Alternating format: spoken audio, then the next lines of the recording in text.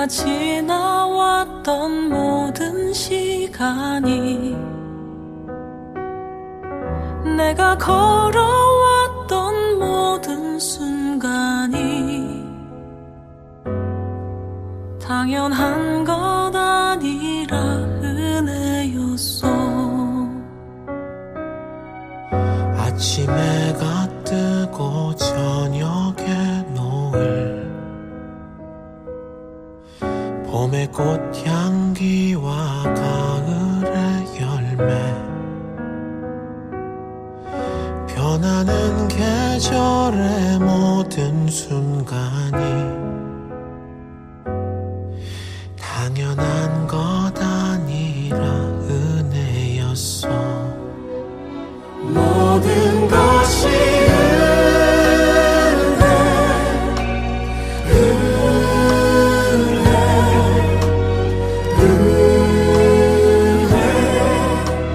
한없는 은혜, 내 삶에 당연한 건 하나도 없었던 것을, 모든 것이 은혜였어.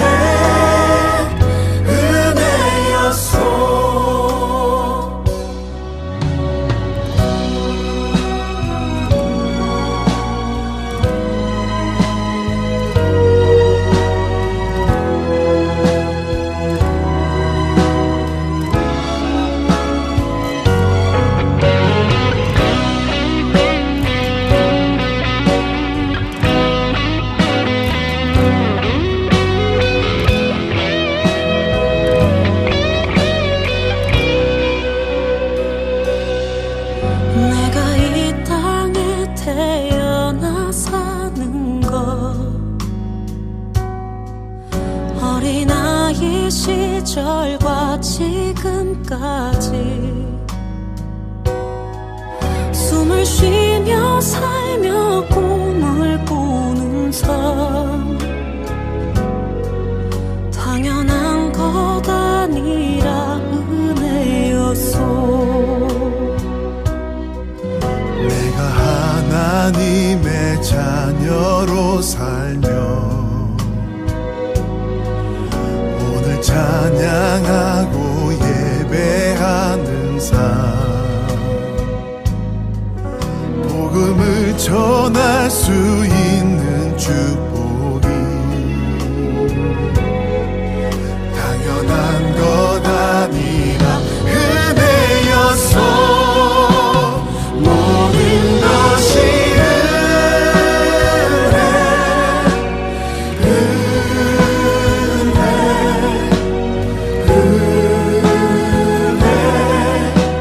한없는 은혜, 내 삶에 당연한 건 하나도 없었던 것을, 모든 것이 은혜였어.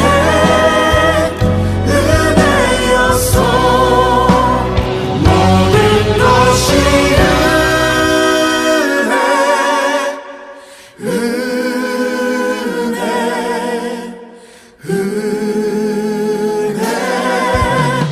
한없는 은혜, 내 삶에 당연한 건 하나도 없었던 것을, 모든 것이 은혜였어.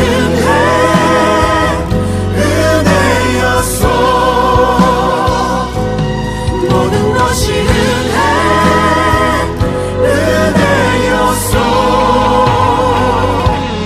모든 것이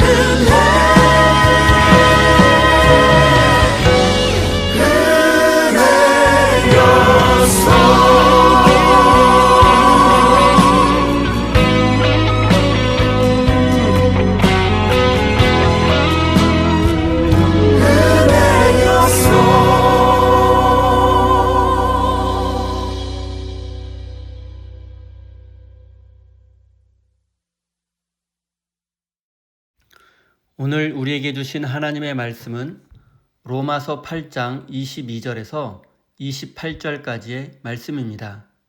다 같이 화면을 보시면서 함께 읽겠습니다. 모든 피조물이 이제까지 함께 신음하며 함께 해산의 고통을 겪고 있다는 것을 우리는 압니다. 그뿐만 아니라 첫 열매로서 성령을 받은 우리도 자녀로 삼아 주실 것을, 곧 우리 몸을 속량하여 주실 것을 고대하면서 속으로 신음하고 있습니다. 우리는 이 소망으로 구원을 얻었습니다. 눈에 보이는 소망은 소망이 아닙니다. 보이는 것을 누가 바라겠습니까? 그러나 우리가 보이지 않는 것을 바라면 참으면서 기다려야 합니다. 이와 같이 성령께서도 우리의 약함을 도와주십니다. 우리는 어떻게 기도해야 할지도 알지 못하지만 성령께서 친히 이루다 말할 수 없는 탄식으로 우리를 대신하여 간구하여 주십니다. 사람의 마음을 꿰뚫어 보시는 하나님께서는 성령의 생각이 어떠한지를 아십니다. 성령께서 하나님의 뜻을 따라 성도를 대신하여 간구하시기 때문입니다. 하나님을 사랑하는 사람들, 곧 하나님의 뜻대로 부르심을 받은 사람들에게는 모든 일이 서로 협력해서 선을 이룬다는 것을 우리는 압니다. 아멘. 하나님께서 이 말씀을 통하여 우리에게 은혜 주시기를 원합니다. 하나님의 크신 사랑과 은총이 여러분의 삶에 함께 하시기를 빕니다. 오늘은 성령의 탄식과 성령의 간구라는 제목으로 함께 하나님의 말씀을 나누겠습니다. 사도 바울은 오늘 본문 말씀에서 신음한다, 탄식한다는 말을 반복해서 사용하고 있습니다. 이것은 우리 삶에 분명히 고통이 존재한다는 사실을 방증하는 것입니다. 22절 말씀입니다. 모든 피조물이 이제까지 함께 신음하며 함께 해산의 고통을 겪고 있다는 것을 우리는 압니다. 바울은 사람뿐만 아니라 모든 피조물이 신음하며 고통 속에 있다고 말합니다. 하늘과 바다 그리고 땅의 모든 생명체가 신음하고 있습니다. 바울의 이런 말이 너무 지나치다거나 비관적이라는 생각이 들지 않습니까? 함께 신음하다라는 헬라어 단어는 수스테나제이입니다. 이것은 함께 갈망하다라고 번역할 수도 있습니다. 탄식이나 신음, 그리고 갈망은 근본적으로 비슷한 의미입니다. 모든 인간에게는 영원히 만족될 수 없는 갈망이 있습니다. 한 단계 한 단계 더 높이 올라가면 올라갈수록 끝없이 올라가고 싶은 것이 인간의 욕망입니다. 인간에게 이런 갈망과 욕망이 있는 한 어떤 인간도 탄식에서 벗어날 수 없습니다. 이런 점에서 인간은 죽을 때까지 탄식할 수밖에 없는 약한 존재입니다. 그런데 일부 기독교인들은 이런 탄식이 믿음이 부족하기 때문이라고 생각합니다. 그래서 믿음만 있다면 탄식하지 않아도 되고 인생의 모든 문제가 해결될 수 있다고 생각합니다. 하지만 이런 생각은 착각입니다. 믿음이 좋은 사람도 탄식할 수밖에 없는 현실 앞에서 자유롭지 못합니다.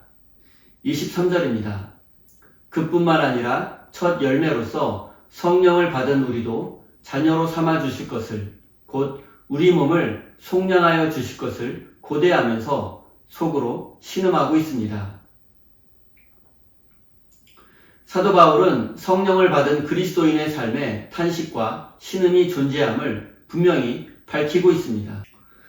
그리스도인은 구원받은 존재이지만 그 구원이 아직 완성된 것은 아닙니다. 그래서 우리는 여전히 탄식하고 신음할 수밖에 없습니다. 우리가 아무리 믿음이 좋아도 우리는 여전히 먹어야 하고 자야 하고 아프기도 하고 때로는 육체의 욕망에 사로잡히기도 합니다. 예수님을 잘 믿는 사람도 때로는 이기적이고 또 거짓말을 하기도 합니다. 사도 바울은 인간의 이런 실존을 내가 원하는 바 선은 행하지 않고 오히려 원치 않는 악을 행한다라고 표현했습니다. 바울은 누구보다 믿음이 좋은 사람이었고 누구보다 예수님을 진실하게 믿는 사람이었습니다. 하지만 이런 그에게도 탄식과 갈망이 있었습니다. 하지만 많은 기독교인들은 예수님을 믿으면 늘 기쁘고 감사한 일들만 가득해야 한다고 믿습니다.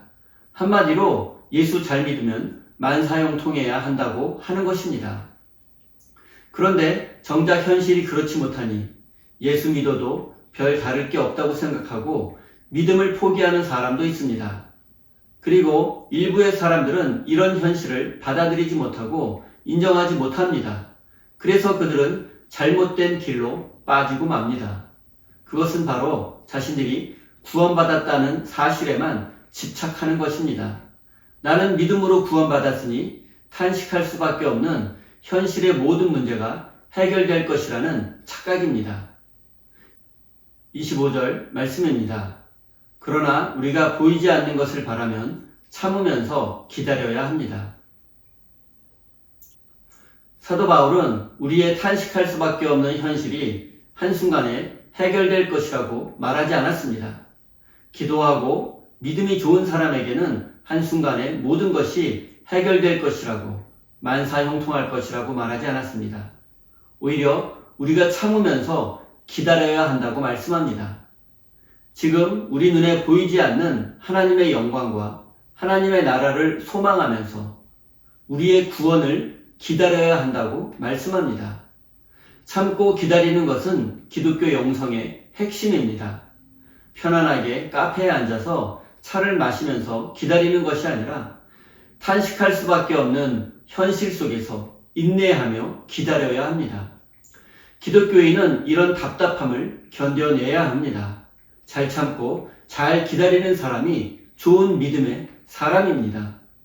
막막하고 답답한 현실 속에서, 탄식할 수밖에 없는 현실 속에서 우리는 예수님의 다시 오심을 기다려야 합니다. 우리의 구원이 완성되고 하나님의 나라가 완성되고 하나님의 영광이 온 세상에 가득할 때까지 우리는 참고 기다려야 합니다. 그런데 우리가 어떻게 기다릴 수만 있겠습니까? 26절입니다. 이와 같이 성령께서도 우리의 약함을 도와주십니다. 우리는 어떻게 기도해야 할지 알지 못하지만 성령께서 친히 이루다 말할 수 없는 탄식으로 우리를 대신하여 간구하여 주십니다. 이 말씀에서 우리가 주목할 것은 성령이 말할 수 없는 탄식을 하신다와 또 성령이 우리를 대신해서 간구하여 주신다, 이 두 가지입니다. 사도 바울이 이 말씀 속에서 강조하는 것은 성령의 탄식이 아니라 성령께서 우리를 위해서 간구하신다는 사실입니다. 먼저 성령이 말할 수 없는 탄식을 한다는 것이 무슨 뜻인지 살펴보겠습니다. 성령이 탄식한다는 것은 당시 로마 교회의 열광주의자들의 열광적인 신앙 행태를 가리킵니다. 구체적으로 방언을 의미합니다. 방언은 다른 사람이 알아듣지 못하는 언어로 행해지던 기도의 한 형태입니다. 이런 방언은 열광주의적이고 신비주의적인 형태로 행해졌습니다. 비슷한 형태를 무당에게서 찾아볼 수도 있습니다. 바울은 고린도전서 14장에서도 이 문제를 자세히 다루었습니다. 당시 고린도 교회에서는 방언을 가장 큰 은사로 여겼습니다. 왜냐하면 방언을 천사의 언어라고 생각했고 또 방언을 통해서 하나님과 직접 대화할 수 있다고 믿었기 때문입니다. 그래서 혼자 개인 기도할 때뿐만이 아니라 예배 시간에도 방언으로 기도하는 사람들이 있었습니다.